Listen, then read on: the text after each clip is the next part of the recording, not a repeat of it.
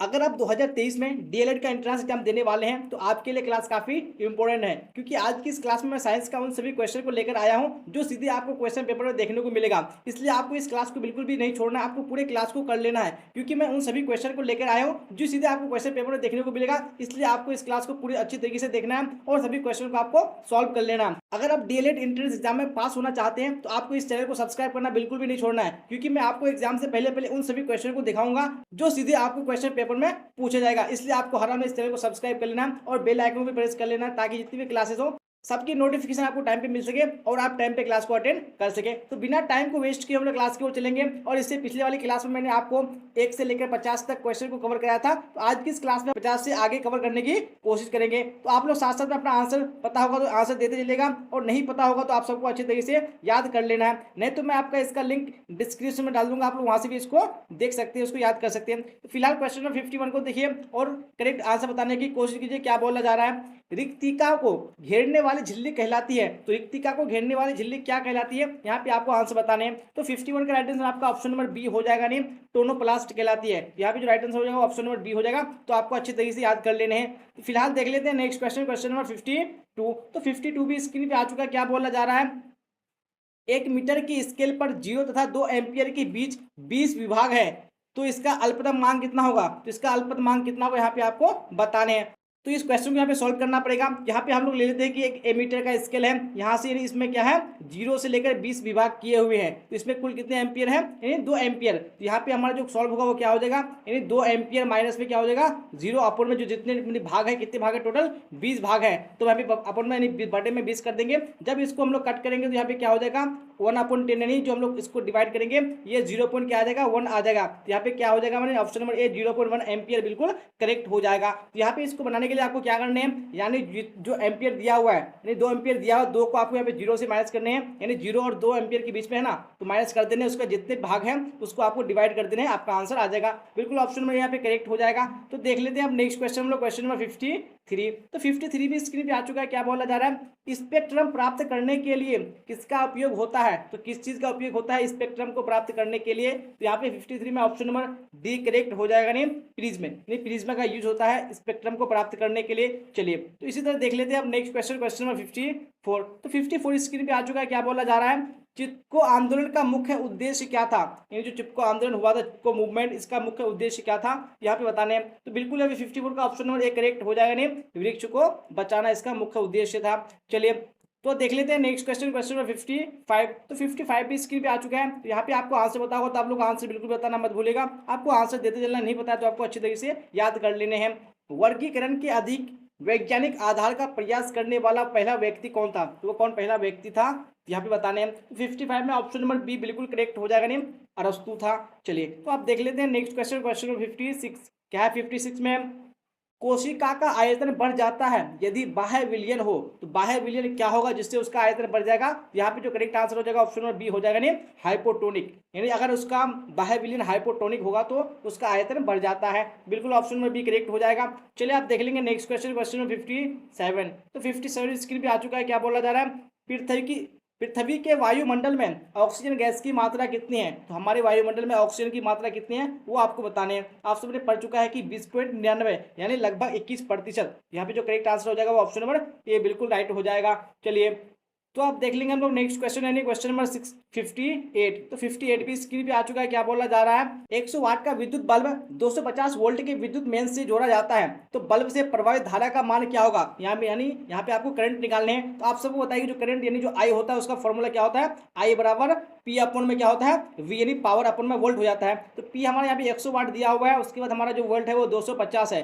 जब इसको आप डिवाइड करेंगे कट करेंगे 0 0 कट हो जाएगा, उसका 10 अपन में 25। जब इसको डिवाइड करेंगे तो यहाँ पे 0.4 आएगा। तो यहाँ पे जो ऑप्शन नंबर बी है बिल्कुल करेक्ट हो जाएगा, नहीं 0.4 एम्पियर। तो बिल्कुल यहाँ पे ऑप्शन नंबर बी राइट है। तो आप देख लेंगे हम लोग नेक्स्ट क्वेश्चन, क्वेश्चन नंबर 59 भी स्क्रीन पे आ चुका है, क्या बोला जा रहा है। निम्नलिखित में से कौन सी जड़ें श्वसन जड़ें हैं, तो कौन सी जड़ें हैं वो श्वसन जड़ें कहलाती है वो बताने हैं। तो 59 में ऑप्शन नंबर डी करेक्ट हो जाएगा, नहीं न्यूमेटोफोरस, यानी जो ऑप्शन नंबर डी है बिल्कुल करेक्ट है। चलिए तो आप देख लेंगे हम लोग नेक्स्ट क्वेश्चन, क्वेश्चन नंबर 60। चलिए तो 60 का राइट आंसर बताइए कौन सा ऑप्शन करेक्ट होगा। निम्नलिखित में से कौन मोनोकार्बोक्सिलिक अम्ल का उदाहरण है, कौन एग्जाम्पल है, मोनोकार्बोक्सिलिक कार्बोक्सिलिक अम्ल का। यहाँ पे जो करेक्ट आंसर हो जाएगा 60 का ऑप्शन में डी हो जाएगा, नहीं ए और बी दोनों, यानी फॉर्मिक अम्ल और एसिटिक अम्ल जो एक दोनों क्या है, मोनोकार्बोक्सिलिक अम्ल का एग्जाम्पल है। चलिए आप देख लेते हैं नेक्स्ट क्वेश्चन, क्वेश्चन नंबर 61 क्या है, 61 में चलिए क्वेश्चन स्क्रीन पर है। 1990 के दशक में वैज्ञानिकों ने पदार्थ के कितनी अवस्थाओं को ढूंढ लिया था, तो कितनी अवस्थाओं को ढूंढ लिया था वैज्ञानिकों ने 1990 के दशक में, तो correct answer option number C हो जाएगा, नहीं 5 अवस्था। चलिए तो देख लेते हैं अब नेक्स्ट क्वेश्चन हम लोग, क्वेश्चन नंबर 62 क्या है, 62 में विद्युत धारा का एसआई मात्रक क्या होता है, यानी जो एसआई यूनिट विद्युत धारा का करंट का होता है वो क्या होता है, वो आपको बताने हैं। यहाँ पे जो करेक्ट आंसर हो जाएगा ऑप्शन नंबर सी यानी एम्पियर हो जाएगा। चलिए तो आप देख लीजिए नेक्स्ट क्वेश्चन, क्वेश्चन नंबर 63 क्या है, 63 में हाइड्रोजन गैस से भरे गुब्बारे को हवा में छोड़ने पर गुब्बारा, यहाँ पे कौन सा ऑप्शन करेक्ट होगा 63 में, बिल्कुल जो करेक्ट आंसर हो जाएगा ऑप्शन नंबर ए हो जाएगा, नहीं क्या हो जाएगा, गुब्बारा कुछ दूरी तक ऊपर उठेगा और हवा में तैरना शुरू कर देगा, तो जो ऑप्शन नंबर ए है बिल्कुल करेक्ट हो जाएगा। चलिए तो आप देख लेते हैं नेक्स्ट क्वेश्चन, क्वेश्चन में 64 क्या है, 64 में राइबोसोम किसके लिए केंद्र स्थल है, तो किस चीज के लिए केंद्र स्थल है ribosome, correct answer option number B हो जाएगा, नहीं प्रोटीन संश्लेषण के लिए। चलिए तो आप देख लेते हैं नेक्स्ट क्वेश्चन, क्वेश्चन में 65 क्या है, 65 में दक्षिण भारत के तटवर्ती क्षेत्र में जाड़े के दिनों में होने वाली वर्षा का मुख्य कारण क्या है, तो कौन सा रीजन है दक्षिण भारत के तटवर्ती क्षेत्र में जाड़े के दिनों में होने वाली वर्षा का, तो 65 में जो राइट आंसर हो जाएगा ऑप्शन नंबर सी हो जाएगा जी, घनी वापसी मानसून, यही क्या है सबसे बड़ा रीजन है वर्षा होने का। चलिए आप देख लेते हैं नेक्स्ट क्वेश्चन, क्वेश्चन में 66 क्या है, 66 में परमाणु संख्या को निरूपित किया जाता है, जो परमाणु संख्या है जो एटॉमिक नंबर है उसको किस चीज से निरूपित किया जाता है, यहाँ पे आपको बताने चलिए, तो 66 में कौन सा ऑप्शन करेक्ट होगा, वेरी गुड, यहाँ पे जो राइट आंसर हो जाएगा वो ऑप्शन नंबर बी हो जाएगा, नहीं क्या हो जाएगा जेड हो जाएगा, यहाँ पे 2 टाइप हो चुका है लेकिन जो आंसर हो क्या होगा जेड, यानी जेड से निरूपित किया जाता है एटॉमिक नंबर को, तो आपको याद रखने हैं। चलिए आप देख लेंगे नेक्स्ट क्वेश्चन हम लोग, क्वेश्चन में 67 क्या है, 67 में रासायनिक प्रतिक्रिया में एक क्यू प्रतीक क्या दर्शाता है, आपने अगर रिएक्शन देखा होगा केमिस्ट्री में, यहाँ पे आपको एक क्यू दिखता है, ये एक क्यू किस चीज के लिए, किस चीज का सिंबल है, यहाँ पे आपको बताने हैं, तो करेक्ट जो आंसर हो जाएगा वो ऑप्शन नंबर ए हो जाएगा, नहीं जलीय विलयन, यानी एक क्यू मतलब होता है एक्वियस सॉल्यूशन, तो बिल्कुल जो ऑप्शन नंबर ए है बिल्कुल करेक्ट हो जाएगा। चलिए आप देख लेंगे नेक्स्ट क्वेश्चन हम लोग, क्वेश्चन में 68 क्या है, 68 में निम्नलिखित में कौन सी धातु को गहने बनाने में प्रयोग किया जाता है, तो कौन सी धातु है जिसका उपयोग गहने बनाने में होता है, तो 68 में ऑप्शन नंबर डी करेक्ट हो जाएगा, नहीं उपयुक्त सभी सोना चांदी प्लेटिनम ये तीनों धातु है जिसका उपयोग गहना बनाने में किया जाता है। चलिए अब नेक्स्ट क्वेश्चन देख लीजिए, यहाँ पे 69 क्या है, on the origin of species नामक पुस्तक किसने लिखी है, तो ये बुक किसने लिखी है यहाँ पे आपको बताने हैं, तो जो करेक्ट आंसर हो जाएगा वो ऑप्शन नंबर ए ने डार्विन हो जाएगा। चलिए आप देख लेंगे नेक्स्ट क्वेश्चन हम लोग, क्वेश्चन नंबर 70 क्या है, 70 में स्पेक्ट्रम प्राप्त होता है, तो स्पेक्ट्रम किससे प्राप्त होता है यहाँ पे आपको बताने हैं, तो बिल्कुल जो करेक्ट आंसर हो जाएगा वो ऑप्शन नंबर डी हो जाएगा, नहीं प्लीज में हो जाएगा। चलिए आप देख लेंगे हम लोग नेक्स्ट क्वेश्चन, क्वेश्चन नंबर 71 में क्या बोला जा रहा है, चाल समय ग्राफ के ढाल से प्राप्त किया जाता है, तो चाल समय ग्राफ के ढाल से क्या प्राप्त किया जाता है, कौन सा ऑप्शन करेक्ट है, बिल्कुल ऑप्शन डी करेक्ट हो जाएगा, नहीं त्वरण नहीं एक्सीलरेशन प्राप्त किया जाता है चाल समय के ग्राफ से। चलिए तो आप देख लेंगे नेक्स्ट क्वेश्चन हम लोग, क्वेश्चन नंबर 72, तो 72 स्क्रीन पे आ चुका है, क्या बोला जा रहा है, वी टेकर ने वर्गीकरण के लिए कितने मानदंडों का उपयोग किया था, तो कितने मानदंडों का उपयोग किया था यहाँ पे आपको बताने हैं, तो 72 का जो करेक्ट आंसर होगा वो ऑप्शन नंबर डी हो जाएगा, यानी 5। चलिए आप देख लेंगे नेक्स्ट क्वेश्चन, क्वेश्चन नंबर 73 क्या बोला जा रहा है, वह कारक जो वाष्प उत्सर्जन की दर को प्रभावित नहीं करता है, तो वो कौन सा कारक है जो वाष्प उत्सर्जन की दर को प्रभावित नहीं करता है, तो यहाँ पे 73 में correct answer option number D हो जाएगा जी, घनी ऑक्सीजन हो जाएगा।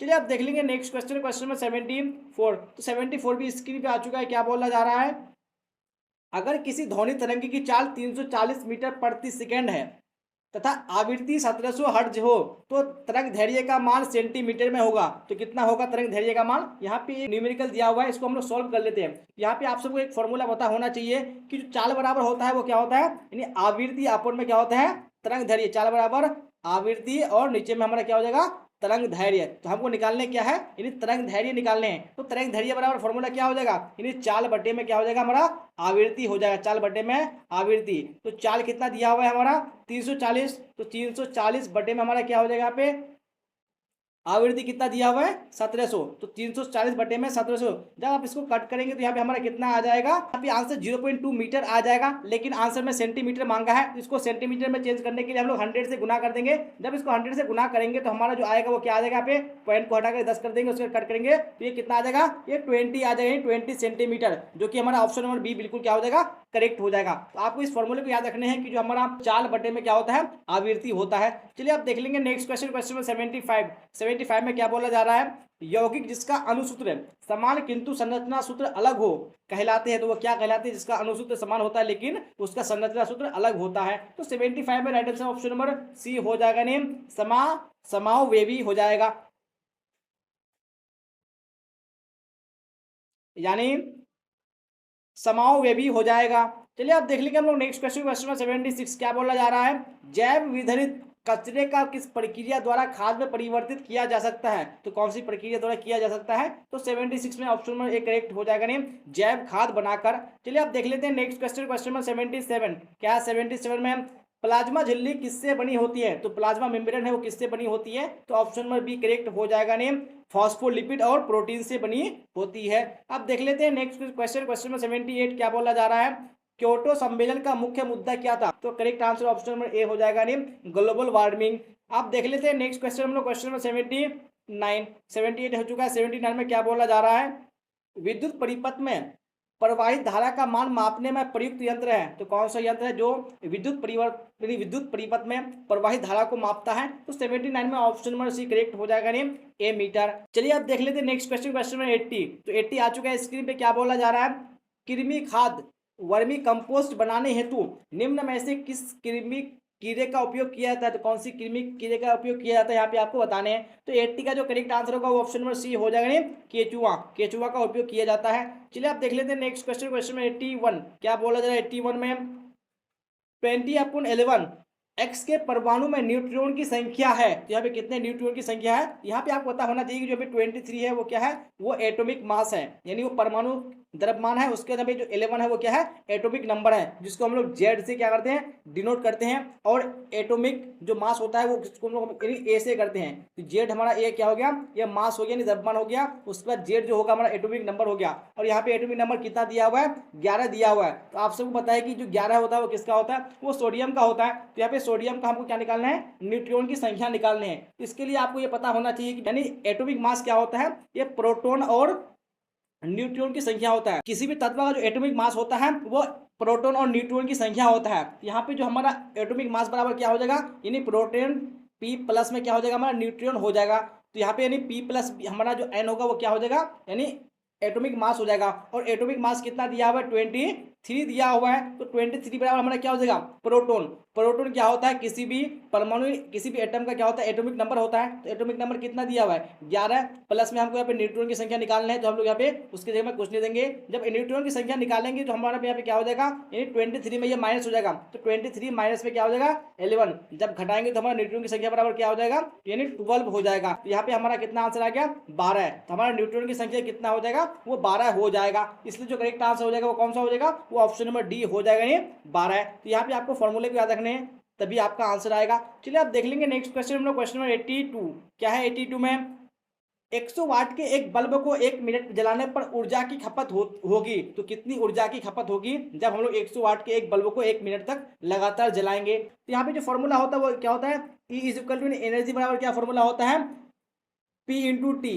यानी P से हमारा क्या हो गया, पावर, उसके बाद टी से हमारा क्या हो गया, टाइम हो गया। तो P कितना दिया, पावर 100 दिया हुआ है, उसके टाइम कितना दिया हुआ है, 1 मिनट। तो इसको हम लोग क्या करना है, 1 मिनट को हम लोगों को सेकंड में चेंज कर लेंगे। तो जब सेकंड में चेंज कर लेंगे तो यहाँ पे क्या कर देंगे हम लोग, उसको 60 से मल्टीप्लाई कर देंगे, क्योंकि 1 मिनट में कितना सेकंड होता है, 60 सेकंड। जब इसको मल्टीप्लाई करेंगे तो हमारा क्या हो जाएगा, ये 6000 हमारा क्या आ जाएगा, 6000 जूल आ जाएगा। यहाँ पे जो ऑप्शन नंबर डी होगा बिल्कुल करेक्ट हो जाएगा, लेकिन यहाँ पे 600 दिया हुआ है, तो 600 नहीं, यहाँ पे क्या हो जाएगा, 6000 हो जाएगा।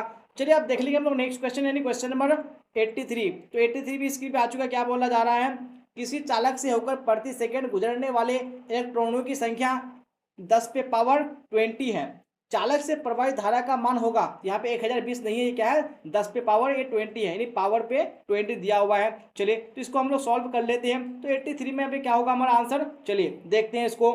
तो हम सबको बताया कि जो I इक्वल टू होता है, जो I मतलब जो करंट होता है उसका फॉर्मूला क्या होता है, Q ओपन में क्या होता है, टी, यानी क्यू से क्या हो गया कूलोम हो गया, उसका टी से हमारा क्या हो गया टाइम हो गया। तो आप सबको पता है कि जो हमारा जो क्यू होता है कूलोम जो होता है वो हमारा कितना होता है, यानी 1.6 इंटू 10⁻⁻19, ये हमारा क्या होता है, ये इलेक्ट्रॉन का आवेश होता है। यहाँ पे कितने इलेक्ट्रॉन दिए हुए हैं, इलेक्ट्रॉनों की संख्या कितनी है 10⁻20। जब इसको हम लोग 10⁻20 से मल्टीप्लाई करेंगे ये हमारा आ जाएगा यानी 1.6 इंटू 10⁻1, यानी 10 ही आएगा। जब इसको मल्टीप्लाई करेंगे हम लोग 20 से हमारा 19 घट जाएगा तो 10⁻1 होगा। तो यहाँ पे हमारा टोटल कितना आएगा 16 इंटू यानी 1.6 इंटू 10 करेंगे तो ये हमारा 16 आ जाएगा। तो हमारा जो आंसर हो जाएगा वो 16 एम्पियर हो जाएगा। इसलिए जो करेक्ट आंसर हमारा हो जाएगा 83 में वो ऑप्शन नंबर क्या होगा सी हो जाएगा, नहीं 16 एम्पियर। यहाँ पे क्या होगा 16 एम्पियर। चलिए आप देख लेंगे हम लोग नेक्स्ट क्वेश्चन है, क्वेश्चन में 84। तो 84 भी स्क्रीन पे आ चुका है। क्या बोला जा रहा है, इनमें से कौन सबसे सक्रिय धातु है, तो कौन से यहाँ पे एक्टिव मेटल है सबसे अधिक, यहाँ पे आपको बताने। तो यहाँ पे 84 में करेक्ट आंसर आपका ऑप्शन नंबर बी हो जाएगा, नहीं लोहा। चलिए आप देख लेते हैं नेक्स्ट क्वेश्चन, क्वेश्चन में 85 क्या बोला जाए 85 में वर्गीकरण के वैज्ञानिक आधार का प्रयास करने वाला पहला व्यक्ति कौन था, तो कौन सा पहला व्यक्ति था, तो करेक्ट आंसर जो आपका हो जाएगा वो ऑप्शन नंबर बी हो जाएगा, नहीं अरस्तु। चलिए आप देख लेते हैं नेक्स्ट क्वेश्चन, क्वेश्चन में 86 क्या है 86 में अवतल लेंस का आवर्धन बराबर होता है, तो किसके बराबर होता है, क्या होता है आवर्धन। तो 86 में जो करेक्ट आंसर हो जाएगा ऑप्शन नंबर डी हो जाएगा, नहीं V/U, ऑप्शन नंबर डी बिल्कुल करेक्ट हो जाएगा। चलिए आप देख लेते हैं नेक्स्ट क्वेश्चन है, क्वेश्चन में 87 क्या बोला जाए 87 में अगर एक बीकर में समान मात्रा में तेल, पानी और मरकरी को उड़ेला जाए तो व्यवस्थित होने के उपरांत बीकर में नीचे से ऊपर की ओर उनका क्रम होगा, तो उनका क्रम किस प्रकार होगा यहाँ पे बताने हैं। तो यहाँ पे जो करेक्ट आंसर हो जाएगा वो ऑप्शन नंबर बी हो जाएगा, नहीं सबसे नीचे में मरकरी रहेगा, फिर उसके ऊपर पानी रहेगा और सबसे ऊपर में हमारा क्या होगा वो तेल रहेगा। ये इसका क्या है क्रम है। यहाँ पे बताया कि नीचे से ऊपर, तो नीचे में क्या होगा मरकरी, उसके बाद पानी, उसके बाद तेल। चलिए आप देख लेंगे नेक्स्ट क्वेश्चन, क्वेश्चन में 88 क्या है 88 में किसी गतिमान वस्तु के लिए विस्थापन और दूरी का अनुपात होगा, क्या होगा यहाँ पे आपको बताने। तो 88 में ऑप्शन नंबर सी करेक्ट हो जाएगा, नहीं 1 से कम या 1 के बराबर होगा। चलिए आप देख लेते हैं नेक्स्ट क्वेश्चन, क्वेश्चन में 89 क्या है 89 में फल निम्नलिखित में से किस पुष्प के भाग से बनता है, तो फल पौधे के कौन से भाग से बनता है वो बताने। तो 89 में ऑप्शन नंबर सी करेक्ट हो जाएगा, नहीं अंडाशय, अंडाशय से क्या बनता है फूल बनता है, पुष्प बनता है। आप देख लेते हैं नेक्स्ट क्वेश्चन, क्वेश्चन में 90 क्या बोला जा रहा है निम्नलिखित में से कौन सा बुझा हुआ चूना है, तो यहाँ पे कौन सा बुझा हुआ चूना है वो बताने हैं। तो 90 में ऑप्शन नंबर बी करेक्ट हो जाएगा, नहीं CaOH2, यहाँ पे ऑप्शन नंबर बी है बिल्कुल करेक्ट हो जाएगा। चलिए आप देख लेते हैं नेक्स्ट क्वेश्चन, क्वेश्चन में 91 क्या बोला जा रहा है चिपको आंदोलन का मुख्य उद्देश्य क्या था, तो इसका मुख्य उद्देश्य क्या था हम लोगों ने पढ़ चुका है, वृक्ष को बचाना, तो ऑप्शन नंबर ए बिल्कुल करेक्ट हो जाएगा। फिलहाल देख लेते हैं नेक्स्ट क्वेश्चन, क्वेश्चन में 92 क्या बोला जा रहा है आमीटर का प्रतिरोध होता है, तो आमीटर का प्रतिरोध होता है बड़ा छोटा या बहुत छोटा या इनमें से कोई नहीं, तो कौन सा ऑप्शन करेक्ट होगा, तो ऑप्शन नंबर यहाँ पे जो सी होगा बिल्कुल करेक्ट हो जाएगा, नहीं बहुत छोटा। अब देख लेते हैं नेक्स्ट क्वेश्चन, क्वेश्चन में 93 क्या बोला 93 में एथोनोइक अम्ल का जलीय विलयन कहलाता है, तो एथोनोइक अम्ल का जलीय विलयन क्या कहलाता है यहाँ पे बताने हैं। तो 93 में ऑप्शन नंबर सी करेक्ट हो जाएगा, नहीं सिरका कहलाता है। तो अब देख लेते हैं नेक्स्ट क्वेश्चन हम लोग, क्वेश्चन में 94 क्या है 94 में फलों के पकने के लिए निम्नलिखित में कौन पादप हार्मोन उत्तरदायी है, तो फल कौन से हार्मोन की वजह से पकता है वो बताने। तो 94 में ऑप्शन नंबर ए करेक्ट हो जाएगा, नहीं एथिलीन। चलिए तो देख लेते हैं नेक्स्ट क्वेश्चन, क्वेश्चन में 95 क्या बोला जा रहा है मिट्टी का घर गर्मियों के मौसम में ठंडा तथा जाड़े के मौसम में गर्म होता है क्योंकि मिट्टी उष्मा का डैश है, क्या है वो बताने। तो बिल्कुल correct answer option number B हो जाएगा, नहीं मिट्टी क्या है उष्मा का पूछ चालक है, जिसके कारण से गर्मियों में हमेशा ठंडा और जाड़े में हमेशा गर्म रहता है। चलिए आप देख लेंगे नेक्स्ट क्वेश्चन हम लोग, क्वेश्चन में 96 क्या है 96 में निम्नलिखित में से कौन संयोजित टीका है जो बच्चों को डिप्थेरिया, काली खांसी और टेटनस के बचाव के लिए दिया जाता है, तो कौन सी यहाँ पे संयोजित टीका है। तो 96 में ऑप्शन नंबर ए करेक्ट हो जाएगा, नहीं डीपीटी का टीका। चलिए आप देख लेते हैं नेक्स्ट क्वेश्चन, क्वेश्चन में 97 क्या बोला जा रहा है माइटोकॉन्ड्रिया की संख्या अधिक होगी, तो माइटोकॉन्ड्रिया की संख्या किसमें अधिक होगी वो बताने हैं। तो ऑप्शन नंबर जो यहाँ पे करेक्ट हो जाएगा वो ऑप्शन नंबर ए हो जाएगा, नहीं अंकुरित बीज में अधिक होती है। चलिए तो आप देख लेते हैं नेक्स्ट क्वेश्चन, क्वेश्चन में 98 क्या बोला जा रहा है 98 में, और जैसा कि मैंने आपको बता दिया है कि जितनी भी क्वेश्चन हम लोग कवर कर रहे हैं यही क्वेश्चन आपको क्वेश्चन पेपर में देखने को मिलेगा, इससे बाहर बिल्कुल भी नहीं आएगा। इसलिए आपको एक भी क्लास को, एक भी क्वेश्चन को नहीं छोड़ना है और चैनल को किसी भी हाल में आपको सब्सक्राइब करना नहीं भूलना है। जी हाँ, क्योंकि अगर आप सब्सक्राइब करेंगे तभी आप लोग अच्छे से तैयारी कर पाएंगे अपने एग्जाम की। फिलहाल 98 को देख लीजिए क्या बोला जा रहा है आलू में अगेती झुलसा रोग किसके द्वारा होता है? तो किसके द्वारा होता है अगेती झुलसा? तो 98 में right answer option number A हो जाएगा। नेम क्या हो जाएगा? अल्टरनेरिया सोलानी के द्वारा होता है। चलिए आप देख लेंगे नेक्स्ट क्वेश्चन। क्वेश्चन 99 क्या है? 99 में विश्व में सबसे अधिक वर्षा किस स्थान पर होती है? तो कौन से स्थान में सबसे अधिक वर्षा होती है? तो ऑप्शन नंबर बी करेक्ट हो जाएगा। नेम मासीनराम मेघालय, जो कि मेघालय में स्थित है। चलिए आप देख लेते हैं नेक्स्ट क्वेश्चन। क्वेश्चन नंबर 100 क्या बोला जा रहा है? 100 में आर्गन सिस्टम स्तर का संगठन नहीं पाया जाता है, तो किसमें नहीं पाया जाता है बताने? तो करेक्ट आंसर आपका ऑप्शन नंबर डी हो जाएगा। नेम प्लेटी हेल्मिनथेस में हो जाएगा। चलिए तो हम लोगों ने आज की इस क्लास में 51 से लेकर 100 क्वेश्चन तक कवर किया था, और इससे पिछली वाली क्लास में हम लोगों ने 1 से लेकर 50 क्वेश्चन तक कवर किया था। और ये सारे क्वेश्चन आपकी एग्जाम के लिए काफी इंपॉर्टेंट है, आपको यहीं से एग्जाम में क्वेश्चन पूछे जाएंगे, इससे बाहर बिल्कुल भी नहीं आएगा। सभी सब्जेक्ट का आपका बारी बारी से क्लास लिया जाएगा, इसलिए आप लोग चैनल को सब्सक्राइब कर लीजिए और बेल आइकन को भी प्रेस कर लीजिए, ताकि आप लोग क्लास का बेनिफिट उठा सके और एग्जाम को आप लोग करेक्ट कर सकें। इसलिए आप लोग सब्सक्राइब करना बिल्कुल भी नहीं भूलिएगा, और क्लास अच्छी लगी हो तो आपको लाइक करना बिल्कुल भी नहीं भूलना है, और हर हाल में अपने फ्रेंड को शेयर कर देना, ताकि आपका फ्रेंड क्लास का बेनिफिट उठा पाए और क्लास में अच्छे तरीके से ज्वाइन हो पाए। और आप लोग कमेंट बॉक्स में ये भी बताइएगा कि आप लोगों को जो मैंने क्वेश्चन कवर कराया है, आपको पहले से कितने क्वेश्चन का आंसर पता था, तो आप लोग कमेंट बॉक्स में जरूर बताइएगा। और जो भी डाउट होगा, जो भी क्वेरी होगा, आप लोग कमेंट बॉक्स में कर सकते हैं। और आप लोग अगर पीडीएफ चाहते हैं तो डिस्क्रिप्शन में टेलीग्राम का लिंक दिया हुआ है, आपको लिंक को क्लिक करके जुड़ जाना है, वहाँ पे आपको प्रोवाइड करा दिया जाएगा। चलिए तो यहाँ तक बने रहने के लिए आप सबका धन्यवाद। फिर मिलते हैं हम लोग अगली क्लास में। Till then bye bye, tata, see you on the next class.